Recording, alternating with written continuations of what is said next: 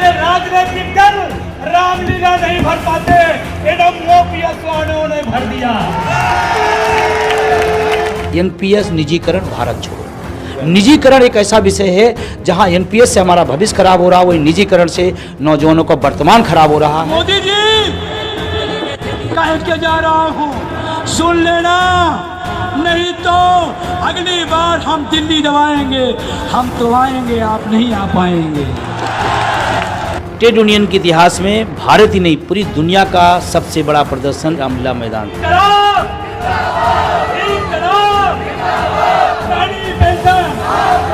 अपने पैसे से, अपने किराए से, अपने भोजन से आए थे। ये कोई किराए की भीड़ नहीं थी। इस बात को सत्ता पक्ष को बहुत बारीकी से समझना चाहिए।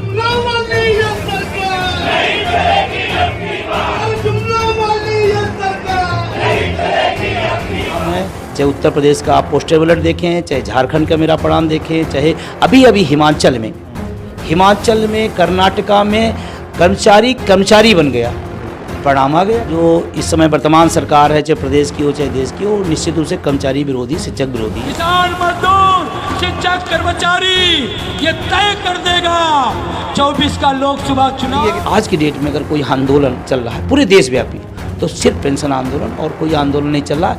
वो शायद सरकार की तानाशाही से, वो सरकार की गलत नीतियों से, जैसे भी हो, लेकिन पेंशन आंदोलन कन्याकुमारी से कश्मीर तक चल रहा है। पूरे देश में 1 करोड़ है, कितने हैं? हमारे घर में 5 करोड़, और हम प्राइमरी के मास्टर हैं। 5 को अपने पक्ष में समझा ले जाएंगे। हमारी लोकतंत्र के 3 स्तंभ हैं, व्यवस्थापिका, कार्यपालिका और न्यायपालिका। व्यवस्थापिका ले रही है, न्यायपालिका भी ले रही है, सिर्फ कार्यपालिका, उसी को क्यों बाहर किया गया? देश का राजनेता एसी में बैठ करके 4 पेंशन लेता है और बॉर्डर पर लड़ने वाले को ये पेंशन नहीं मिलता। ये कौन सा राष्ट्रवाद है? ओपीएस आएगी तो धर्म और चलेगा। क्यों चलेगा? क्योंकि जब जेब में पैसे होंगे तब हम फूल लेंगे, अगरबत्ती लेंगे, प्रसाद लेंगे और चढ़ाएंगे। हम तो कहते हैं अगर धर्म चलाना तो ओपीएस पहले लागू। मैं तो निजीकरण के लिए से कहता हूँ, इसको जात धर्म के बजाय अगले चश्मे से देखें। निम्न और मध्य वर्ग के खिलाफ अमीरों का ये षड्यंत्र है निजीकरण, इस बात को समझना पड़ेगा।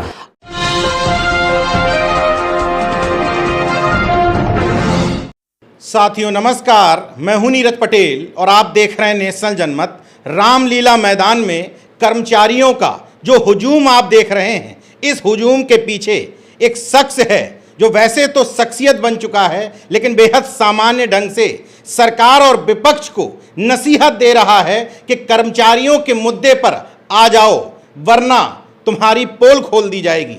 विजय बंधु जी मेरे साथ में हैं, एनएमओपीएस के और अटेवा के अध्यक्ष हैं। आपने पूरे दिल्ली को हिला करके रख दिया, दिल्ली क्या पूरे देश को हिला दिया। कैसे इतनी बड़ी ताकत जुटाई आपने? देखिए, सबसे पहले तो आपका और आपके चैनल का बहुत बहुत धन्यवाद देता हूँ। तमाम सारे जनवादी मुद्दे आप उठाते रहते हैं और अच्छा लगता है कि चीज़ें पत्रकारिता धर्म निभाया जाए। दूसरा जो आपने सवाल किया कि कैसे हो गया, ये एक दिन में नहीं हो गया। इसके पीछे पिछले 10 साल का 2013 से इस आंदोलन को हमने शुरू किया उत्तर प्रदेश से। उसके बाद फिर हमने देश स्तर पर एक फेडरेशन बनाया एनएमओपीएस के नाम पर, साथियों के साथ मिल करके। और जो अभी 1 अक्टूबर को दिल्ली के रामलीला मैदान में हुआ, वो एनएमओपीएस के बैनर तले हुआ। और पूरे देश से आश्चर्यजनक बात है कि कोई भी प्रदेश का कोना या देश का कोना नहीं था जहाँ से लोग ना आए हों। सारे लोग आए एक सवाल लेकर के कि हमें पुरानी पेंशन चाहिए, और पुरानी पेंशन के साथ हमारा निजीकरण जो हो रहा है संस्थाओं का, विभागों का, पदों का, उसकी समाप्ति। ये 2 विषय हमारे थे, उसको लेके आए। और इसके पीछे हम पिछले 4 मार्च को राष्ट्रीय कार्यकारिणी की बैठक किया, उसमें घोषणा किया कि अक्टूबर दिल्ली आएंगे। और तब से हमारी तैयारी चल रही थी, लगातार चल रही थी। और मुझे खुशी है कि हमारे और संगठन के हमारे अपील पर देश के कोने कोने से लोग आए, इस उम्मीद में, इस विश्वास से। और जानकारी के लिए आप बता दें, ट्रेड यूनियन जिसको शिक्षक कर्मचारी के बोला जाता है, ट्रेड यूनियन के इतिहास में भारत ही नहीं पूरी दुनिया का सबसे बड़ा प्रदर्शन 1 मार्च रामलीला मैदान था। कारण बता दूं, आप और जो मीडिया के साथी चला रहे हैं, भीड़ दिखा रहे हैं, वीडियो चला रहे हैं, वो रामलीला मैदान की है और वो इस पूरे प्रदर्शन का एक भाग है। 3 भाग तो बाहर था, क्योंकि 11 बजे रामलीला का ओवरफ्लो हो गया तो गेट बंद कर दिया गया। आप कल्पना करें कोई कार्यक्रम 10 बजे से हो और 11 बजे ओवरफ्लो हो गया। उसके बाद पूरा दिल्ली जाम हुआ। उसके बाद भी बहुत सारी बसों को वो हमारे बॉर्डर पर इधर उधर घुमा दिया गया, बुलंदशहर कहीं जो जिधर मिला उधर घुमा दिया गया, क्योंकि बाद में पता चला कि हम यहाँ आ गए, हम यहाँ आ गए। तो ये अपने आप में बड़ा बिग प्रदर्शन था। और सबसे बड़ी बात है कि स्वप्रेरित था, लोग अपने से आए थे, अपने पैसे से, अपने किराए से, अपने भोजन से आए थे। ये कोई किराए की भीड़ नहीं थी। इस बात को सत्ता पक्ष को बहुत बारीकी से समझना चाहिए। एक महत्वपूर्ण सवाल, आपके हिसाब से लाखों की भीड़ हुई, सबने देखा। मैंने जब से होश संभाला कर्मचारियों का इतना बड़ा प्रदर्शन नहीं देखा, मगर ये इडियट बॉक्स जो कहा जाता है, बुद्धू बक्सा, इससे ये पूरी तरीके से नदारद रहा या हल्का फुल्का दिखाया गया, ऐसा क्यों? देखिए, हिंदुस्तान में जो मीडिया का इस समय रोल है उसको हर आदमी जान रहा है। और हम तो भाई मीडिया को इस बात में, क्योंकि हम लोग हमारे इंस्टीट्यूट पढ़े लिखे हैं, पॉलिटिकल साइंस के टीचर भी हैं, स्टूडेंट भी हैं। मीडिया का जो तरीका होता है कि न पक्ष न विपक्ष, जो सही हो उसको दिखाओ निष्पक्ष। आप जो भीड़ आई उसको दिखाना चाहिए था। प्रधानमंत्री माने न माने उनका विषय है, सरकार माने न माने उनका विषय है, लेकिन आप तो अपना काम करिए। लेकिन दुर्भाग्य है कि नहीं हुआ। लेकिन हाँ, ये दबाव था, जन दबाव था कि शाम तक सब लोग ढूंढने लगे और खोजने लगे विजय कुमार बंधु कौन है, इतना बड़ा प्रदर्शन कैसे, इतने बड़ी लोग कैसे आए रास्ते पर। और हम तो कहते हैं ठीक है, सुबह का बोला शाम को आ जाए तभी ठीक है। नहीं, मैं देखता हूं कि पाखंडियों की 10-10 हज़ार की भीड़ को लाखों लाखों करोड़ों करोड़ों बताने वाले कर्मचारियों से जुड़ा हुआ मुद्दा तो देश का मुद्दा है, इसको कैसे डिबेट से गायब कर सकते हैं? हाँ, ये बात बिल्कुल सही है। और आपको जानकारी के लिए बता दूं मैं कि इस मीडिया को भी चलाता वही शिक्षक कर्मचारी है। हाँ, पेपर किन घरों में आता है? सरकारी कर्मचारी। सरकारी कर्मचारी मिडिल क्लास कौन हो? सरकारी कर्मचारी। अगर चैनल चल रहे हैं, पेपर चल रहे हैं, तो निश्चित रूप से वही सरकारी कर्मचारी चलाता है, क्योंकि जो नीचे है वो पेपर लेता नहीं, जो ऊपर है उसको ज़रूरत नहीं है। तो पैसा भी वही देता है, पढ़ता भी वही, समय भी देता है, और उसके मुद्दे से अगर बाहर किया जा रहा है, ये दुर्भाग्यपूर्ण है। और हम तो फिर भी निवेदन कहेंगे विनम्रतापूर्वक कि जो मुद्दा है उस पर बात होनी चाहिए। और पुरानी पेंशन एक बड़ा मुद्दा है, जिनमिन मुद्दा है। और लाखों लोग नहीं बल्कि करोड़ों लोग, 1 करोड़ लोग एनपीएस के अंतर्गत है, 5 लोग परिवार, 5 करोड़ लोगों का सीधा मैटर है। कैसे आप इग्नोर करेंगे? कैसे आप सोच सकते हैं कि नहीं, इससे हम बाहर जा सकते हैं? एक ऑडियो वायरल हो रहा है जिसकी बहुत तेजी से चर्चा है कि किसी एक खास पेपर के व्यक्ति ने किसी कर्मचारी को फ़ोन किया कि पेपर क्यों बंद करवा रहे हो। इतना गुस्सा है क्या लोगों का कि कर्मचारी इस बात पर अड़ गए हैं कि अगर नहीं दिखाओगे तो हम पेपर बंद करवा देंगे, बायकॉट कर देंगे? नहीं, ये स्वाभाविक थोड़ा सा गुस्सा तो है ही है, निश्चित रूप से गुस्सा है। और हमको लगता है कि उनका जायज़ भी है, क्योंकि हम जिस पैसे को अपने पेपर खरीद के लाते हैं, अपनी खबरें पढ़ना चाहते हैं, अपनी खबरें देखना चाहते हैं, और उसको नहीं दिखाए, तो ये स्वस्फूर्त गुस्सा है। इसमें कोई संगठन का या किसी का कोई निर्देश नहीं है, वो स्वप्रेरित है। और हमको लगता है जो स्वप्रेरित होता है वो ज़्यादा खतरनाक गुस्सा होता है। अच्छा, सरकार नहीं सुन रही है इतनी लाखों की भीड़ के बाद, क्या लगता है आपको विपक्ष गंभीर है इस मुद्दे को लेकर या उथली उथली बात ही कर रहा है? देखिए, सत्ता पक्ष तो मैं कहना चाहूँगा जो इस समय वर्तमान सरकार है, चाहे प्रदेश की हो चाहे देश की हो, निश्चित रूप से कर्मचारी विरोधी, शिक्षक विरोधी है।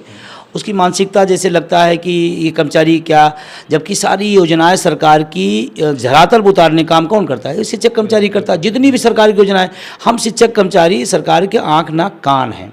उसको इस तरह का विरोध हमको लगता है ठीक नहीं है। दूसरा, जो विपक्ष की बात आपने कहा, शायद विपक्ष इस मुद्दे की गहराई को उतना नहीं समझ पा रहा जितनी इस मुद्दे की गहराई समझना चाहिए।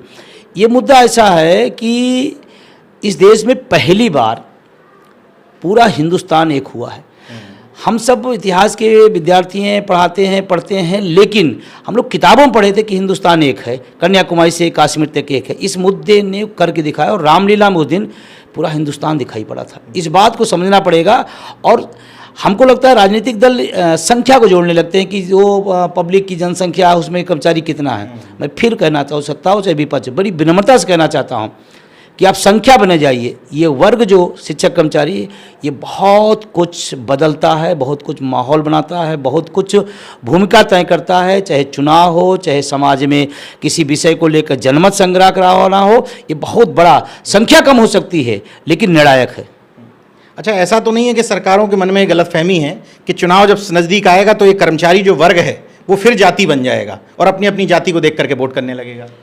नहीं, ये पहले था, ये बात बिल्कुल सही है, लेकिन अभी मैं आपको बता दूं, इस पुरानी पेंशन ने उस जाति धर्म भाषा को तोड़ दिया है। और मुझे खुशी है इस बात को कि मेरी अपील को लोगों ने स्वीकार किया और पुरानी पेंशन निजीकरण के विषय पर लोगों ने जात धर्म से ऊपर जाकर वोट किया है, और ये बहुत अच्छी बात है। हम चाहते हैं इस देश में मुद्दों की राजनीति हो। मुद्दा क्या है? सामाजिक सुरक्षा, जो पुरानी पेंशन। मुद्दा क्या है? रोजगार, चिकित्सा, शिक्षा, ये मुद्दे हैं। और पहली बार पढ़ा लिखा वर्ग मुद्दों पर आना शुरू किया है। मैं आपको बड़ी बारीक बात बता रहा हूँ, जो वैचारिक रूप से कहीं और जुड़े हैं, वैचारिक रूप से किसी और के साथ में हैं, लेकिन इस मुद्दे पर वो भी कहते हैं हम विजय बंधु के साथ हैं, और जो दिशा निर्देश वो करेगा और उसका परिणाम है, चाहे उत्तर प्रदेश का आप पोस्टल बैलेट देखें, चाहे झारखंड का मेरा परिणाम देखें, चाहे अभी हिमाचल में, कर्नाटका में कर्मचारी बन गया, परिणाम आ गया, जात धर्म भूल गया हो। और ये बात मतलब राजनेताओं को समझना चाहिए कि अब मामला उल्टा हो रहा है। अच्छा, अभी कुछ दिन पूर्व खबर आई थी कि जुडिशरी से जुड़े हुए लोगों ने कहा कि हमारी पेंशन होगी, पॉलिटिशियन अपनी पेंशन कर लेते हैं। मैंने उस दिन देखा मंच पर आप दहाड़ रहे थे कि अर्धसैनिक बलों की भी पेंशन होनी चाहिए। क्यों लगता है कि ये लोग अपनी पेंशन कर लेते हैं और कर्मचारियों को नहीं देना चाह रहे हैं? देखिए, बड़ी मज़ेदार बात है। हमारी लोकतंत्र के 3 स्तंभ हैं: व्यवस्थापिका, कार्यपालिका और न्यायपालिका। व्यवस्थापिका ले रही है, न्यायपालिका भी ले रही है, सिर्फ कार्यपालिका, उसी को क्यों बाहर किया गया है? और आर्थिक बोझ की बार बार बात की जाती है। हम कहते हैं दोनों वर्ग, व्यवस्थापिका और न्यायपालिका, तब वो आर्थिक भार नहीं है। जो कार्यपालिका है, जो कर्मचारी वर्ग है, उसके लिए आर्थिक भार क्यों कहा जाता है बार बार? दूसरी बात जो सबसे महत्वपूर्ण आपने पूछा कि अर्धसैनिक बल, मैं बड़ी जिम्मेदारी के साथ पूछना चाहता हूँ कि इस देश का अर्धसैनिक बल, जो किसान, गरीब, मजदूर, ऐसे गांव से पीड़ित हैं, एक सपना लेके जाता है सेना में कि हम देश की सेवा करेंगे।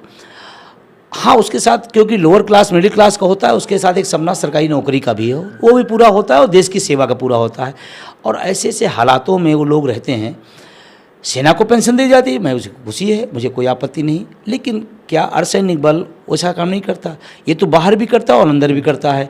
तो हमारे पास रोज़ 2-4 फ़ोन आते हैं अर्धसैनिक बलों के, सर मैं असम के बॉर्डर पर नियुक्त हूँ, मैं यहाँ पर हूँ, मैं कश्मीर बॉर्डर पर हूँ और बड़ी किल्लत में है। मैं बताना चाहता हूँ, 0 टेम्परेचर होता है, कभी विपरीत परिस्थितियाँ होती हैं, मौसम विपरीत होता है, व्यवस्थाएँ विपरीत होती हैं, फिर भी जज्बा उसके अंदर होता है कि हम देश की सेवा करेंगे। अगर वो देश का सेवा जो कर रहा है अर्धसैनिक बल, उसको पेंशन ना दी जाए और राजनेता ऐसे में बैठकर 4-4 पेंशन ले, ये कौन सा राष्ट्रवाद है? मैं माननीय प्रधानमंत्री से पूछना चाहता हूँ, देश का अर्धसैनिक बल पेंशन नहीं पाए और नेता पेंशन लिए, कौन से राष्ट्रवाद है? ये सवाल मैंने मन से भी उठाया था और मैं हर चैनल उठाता हूँ। और ये सवाल पूरे हम ही अकेले नहीं, अब देश की जनता पूछती है। गाँव में चलता हुआ, मेड़ पे, खेत पे चलता हुआ किसान कह रहा है कि अर्धसैनिक बलों को पेंशन नहीं मिली, नेता को पेंशन मिला। ये बात पूरी तरह से देश के कोने कोने पहुँच रही है और वाजिब भी है। हम तो कहते 2 दिन बाद मुझे दीजिए, लेकिन देश के अर्धसैनिक बलों को तत्काल पुरानी पेंशन बहाल होनी चाहिए। मैं चाहता हूं कि नेशनल जनमत के दर्शक समझ जाएं कि जो इस समय पेंशन स्कीम बनाई है सरकार ने, उसमें आपको क्या खतरा नजर आता है और पुरानी पेंशन की मांग क्यों? देखिए, जो नई पेंशन व्यवस्था बनाई गई, एनपीएस बनाई गई, वो पेंशन व्यवस्था है नहीं, वो दरअसल एक स्कीम है और स्कीम कभी चालू हो सकती, कभी बंद हो सकती। जो ओपीएस है, पुरानी पेंशन व्यवस्था है, वो वास्तव में सामाजिक सुरक्षा है और ये कोई आज की नई मांग नहीं है कि हम अचानक आए और हम कहने लगे। ये ऑलरेडी पेंशन पहले से दी जा रही थी। मुगलों के ज़माने में पेंशन दी जाती रही, अंग्रेज़ों ज़माने में पेंशन दी जाती रही। तो आज़ाद भारत में जब हमारे पास आज़ादी आई तो हमारे पास खाने को राशन नहीं थे, फिर भी सरकारी कर्मचारियों को पेंशन दी जाती रही, कोई नई बात नहीं। अब जब हम आज़ाद हुए और हमारे बोर्ड से सरकारें बनी और 2090 के बाद इस पर चर्चा शुरू हुई, 2090 के बाद इस पर चर्चा हुई कि पेंशन जैसी व्यवस्था को बंद किया जाए, माननीय अटल बिहारी वाजपेयी। लेकिन मुझे नहीं समझ में आता कैसे, किसकी गुमराह से, किसकी वजह से इन्होंने व्यवस्था लागू किया। और जबकि लागू किया गया तो उनका बयान था, उस समय लोकसभा सदस्य लखनऊ से थे, वो लखनऊ आए तो तमाम सारे लोगों ने उनसे पूछा कि भाई कर्मचारियों की पेंशन बंद कर दी गई, तो अटल जी का यह जवाब था कि पेंशन की राष्ट्र, तो लोगों ने कहा कि राष्ट्र, लेकिन इसके आगे एक सवाल शायद भूल गए लोग पूछना भी और उनको उत्तर देना कि क्या राष्ट्रहित कर्मचारी ही निभाएगा, नेता नहीं निभाएगा? इसका मतलब नेता राष्ट्रवादी नहीं है, नेता राष्ट्रहित में नहीं रखता है, कर्मचारी राष्ट्रहित में। अगर राष्ट्रहित है तो सबसे, और मैं कहता हूँ नेताओं से ज़्यादा वो हमारा चौराहे पर खड़ा हुआ ट्रैफिक पुलिस, वो भी उतना राष्ट्रवादी है। वो अर्धसैनिक बल हमारे जो अभाव में है वो भी उतना उससे कई गुना राष्ट्रवादी है। वो प्राइमरी का मास्टर जो अभाव में बिजली और रास्ते नहीं वहाँ भी पढ़ाने जाता है वो भी राष्ट्रवादी है। राष्ट्रवाद की परिभाषा गलत न पढ़ाई जाए। तो मैं बड़ी विनम्रता से कहता हूँ कि पुरानी पेंशन ही पेंशन व्यवस्था है। और मैं आपकी जानकारी बताऊं, जो इस तरह का समाज बन रहा है, जो एकाकी परिवार की प्रवृत्ति आ रही, सामाजिक बदल ला रहा है, कोई माँ बाप की तरफ देख नहीं पा रहा, उस दौर में तो इसकी उपयोगिता और बढ़ जाती है।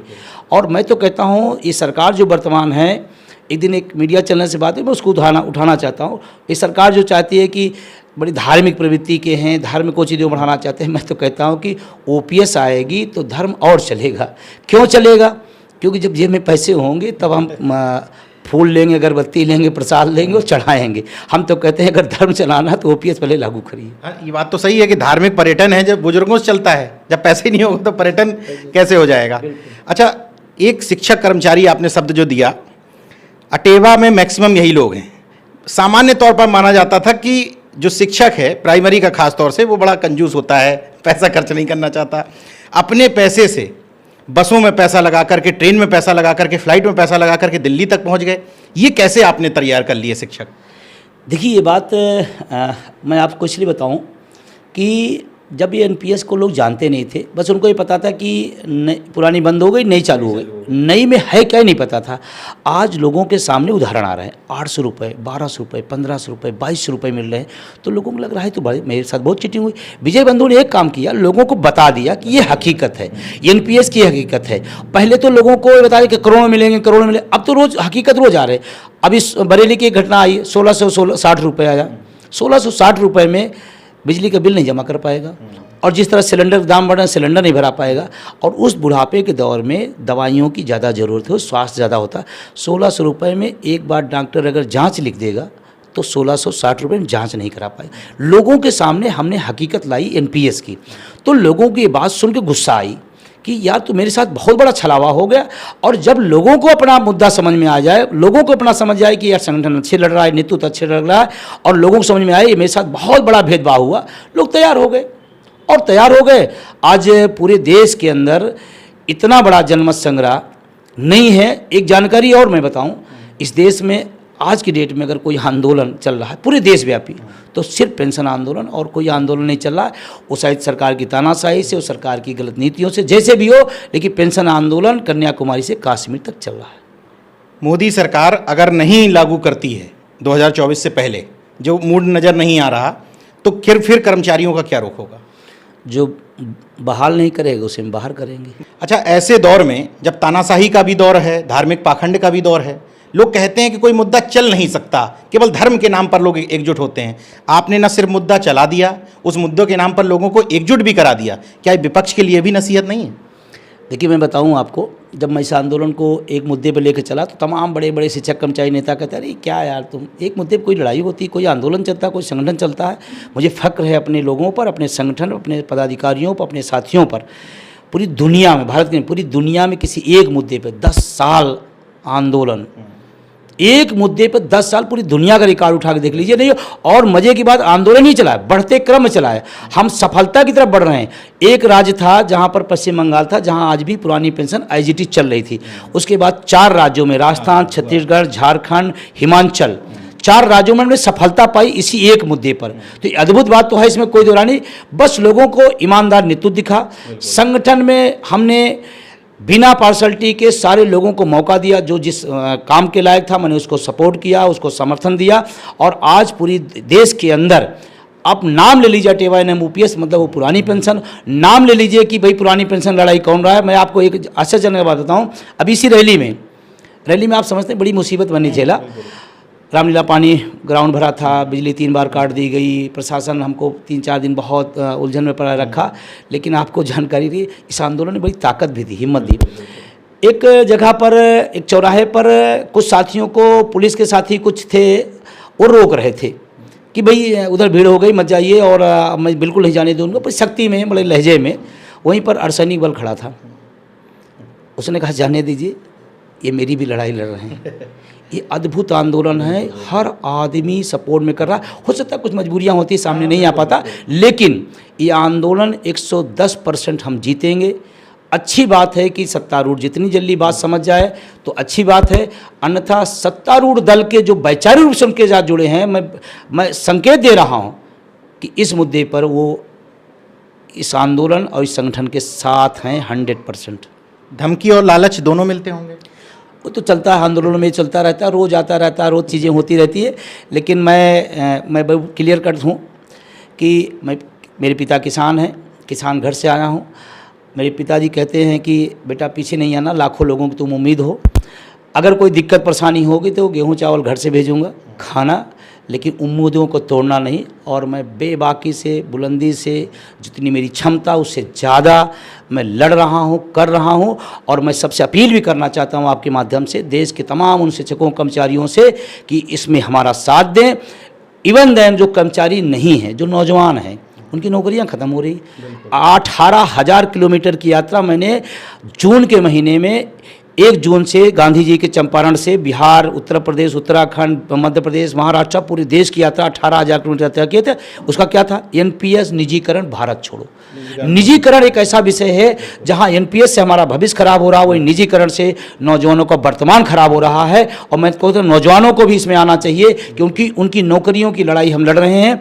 अगर नौकरियां रहेंगी, संस्थान रहेंगे, सरकारी संस्थान रहेंगे तो उनको भविष्य बनेगा। इसलिए इसमें सबकी जरूरत है। एक लास्ट बात इसमें मैं जरूर कहूँगा, किसान, बहुत सारे लोग कहते हैं किसानों की क्या जरूरत है। अरे भाई किसान का बेटा हूँ, अगर बेटा चिंतित हो कि पिता क्यों नहीं आएगा?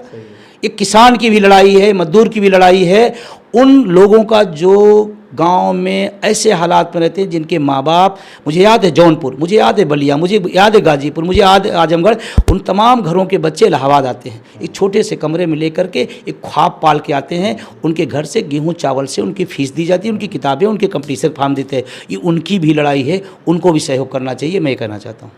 अटल बिहारी वाजपेयी को क्या ये बात चुभ रही थी कि एक निचला तबका सर्विस में आकर के उठ रहा था, तो क्या उनके मन में चुभ रही थी, इस वजह से पेंशन रोक दी गई? देखिए, मैं अगर नौकरी पेशा की बात करूं तो मैं उसमें एक बात ज़रूर कहूँगा कि लोअर मिडिल क्लास के लोग आते हैं, उनका ख्वाब होता है, वो किसी वर्ग से, धर्म से हो, जात से हो, उनका एक ख्वाब होता है सरकारी नौकरी। लोअर मिडिल क्लास के लिए एक सपना होता है। हम सब जिस वर्ग से आते हैं, मतलब पढ़ाई का मतलब होता है कि सरकारी जॉब, और सरकारी जॉब मतलब सामाजिक सुरक्षा। और उस वर्ग को तोड़ने का सबसे अच्छा तरीका है कि इस व्यवस्था को, सामाजिक सुरक्षा, पुरानी पेंशन, जो नौकरी हो, ख़त्म कर दो। मैं तो निजीकरण के लिए से कहता हूँ, इसको जात धर्म के बजाय अगले चश्मे से देखें। निम्न और मध्य वर्ग के खिलाफ अमीरों का ये षड्यंत्र है निजीकरण, इस बात को समझना पड़ेगा। आने वाले टाइम में भारत का ये अभिशाप होगा निजीकरण। कहते हैं कि दान पात्र अगर पवित्र है तो धन तो छोड़िए, जान देने वालों की भी कमी नहीं है। मैं जब से विजय बंधु जी को जानता हूं, न सिर्फ दान पात्र पवित्र है, बल्कि कहीं भी बायस नजर नहीं आते हैं। सत्ता पक्ष हो या विपक्ष, अपने मुद्दे को लेकर के अडिग हैं। इसलिए उन्होंने कर्मचारियों को एक वर्ग बना दिया है जो जातियों में बटा हुआ था। दिल्ली में जो जनसैलाब उमड़ा था वो उसी वर्ग की परिणति थी। जितनी जल्दी सरकारों को यह बात समझ में आ जाए उतना बेहतर है, वरना धमकी तो दे ही दी है कि लुटिया डुबो देंगे। देखते रहिए नेशन जनमत, जागरूक और सजग बने रहिए। जय विज्ञान, जय संविधान, जय लोकतंत्र। धन्यवाद।